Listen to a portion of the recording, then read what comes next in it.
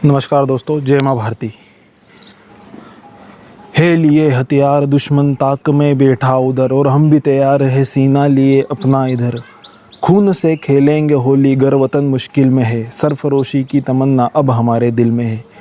ये पंक्तियाँ हैं एक महान क्रांतिकारी राम प्रसाद बिस्मिल की, जो एक महान क्रांतिकारी होने के साथ साथ एक कवि, एक साहित्यकार, एक योगी, एक तपस्वी, एक ब्रह्मचारी भी थे।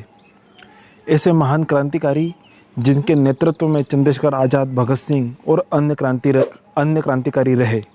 इन्होंने ही हिंदुस्तान रिपब्लिकन एसोसिएशन की स्थापना की थी। मतलब ये उसके एक प्रमुख सूत्रधार थे।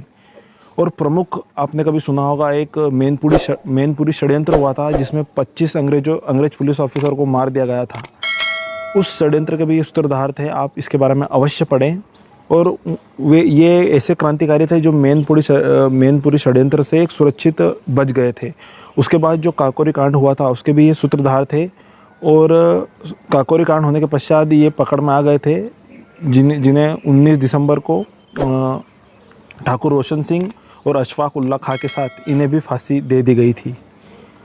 काफ़ी एक महान क्रांतिकारी थे। इनकी आत्मकथा आपको पढ़नी चाहिए। आप इनकी आत्मकथा पढ़ेंगे तो आपको किसी प्रकार की कोई मोटिवेशन की आवश्यकता नहीं। मतलब मेरा ये मानना है कि अगर आप क्रांतिकारियों की जीवनियाँ पढ़ते हैं तो आपको किसी मोटिवेशन की आवश्यकता नहीं, किसी मोटिवेशनल स्पीकर की आवश्यकता नहीं।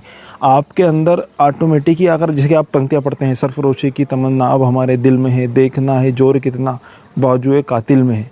मतलब इस प्रकार की हम पंक्तियाँ पढ़ते हैं तो मतलब ऑटोमेटिक ही अपने अंदर देशभक्ति जागृत होती है।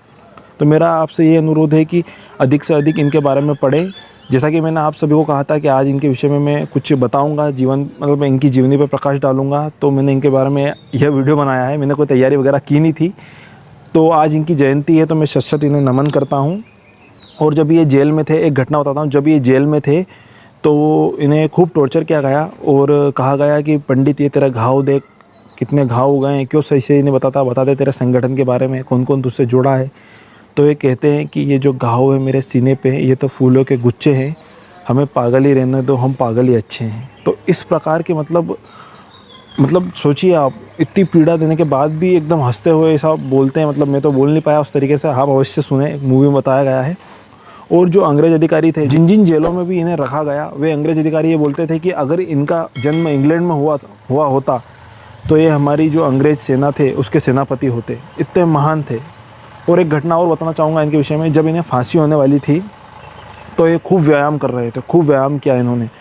तो जो इनके साथ वाले हैं वो पूछते हैं कि भाई आप इतना व्यायाम क्यों कर रहे हो, कल तो जो है आपको फांसी हो जाएगी।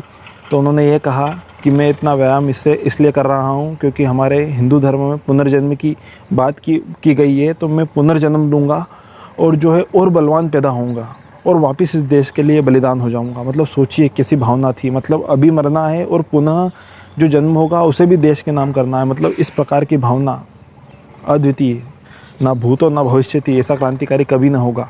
तो मेरा आप सभी से विनम्र निवेदन है कि इस प्रकार की जो हमारे क्रांतिकारी, उनके विषय में हमें पढ़ना चाहिए, हमारे आने वाली पीढ़ी को इससे अवगत कराना चाहिए। और आपको ये बताना चाहूँगा कि शुरू में कुछ गलत आदतों में पड़ गए थे राम प्रसाद बिस्मिल।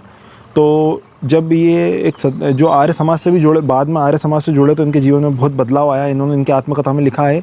और स्वामी दयानंद सरस्वती द्वारा रचित सत्यार्थ प्रकाश पुस्तक इन्होंने पढ़ी। तो उसके बाद जो है ये क्रांतिकारी बने। इनके जीवन में बहुत बदलाव आए। और अधिकतर आप देखेंगे जो आर्य समाज से ही सब क्रांतिकारी जुड़े थे। भले ही भगत सिंह की बात हो, भगत सिंह भी वैदिक एंग्लो स्कूल में पढ़े थे। राम प्रसाद बिस्मिल हो, महावीर सिंह हो, ऐसे कई क्रांतिकारी हुए जो आर्य समाज से जुड़े हुए थे। तो मित्रों, मेरा यही प्रयास था आज इनकी जयंती है तो इनके चरित्र पे मैं प्रकाश डालूं। तो मैं इनके ऊपर एक और वीडियो बनाऊंगा, मतलब व्यवस्थित पढ़ के। मतलब मैंने कोई स्क्रिप्ट वगैरह नहीं लिखी थी, आज ऐसे ही मैंने बोला था तो मैंने वीडियो बनाया है। तो आपको यह वीडियो कैसा लगा आप कमेंट के माध्यम से बताएं। और जल्दी ही मिलता हूँ मैं आपको किसी भी क्रांतिकारी के परिचय के साथ, या कुछ भी चर्चा करनी होगी तो मैं अवश्य प्रस्तुत होऊंगा। इसी के साथ आप सभी का बहुत बहुत धन्यवाद। जय माँ भारती। राम प्रसाद बिस्मिल अमर रहे। भारत माता की जय।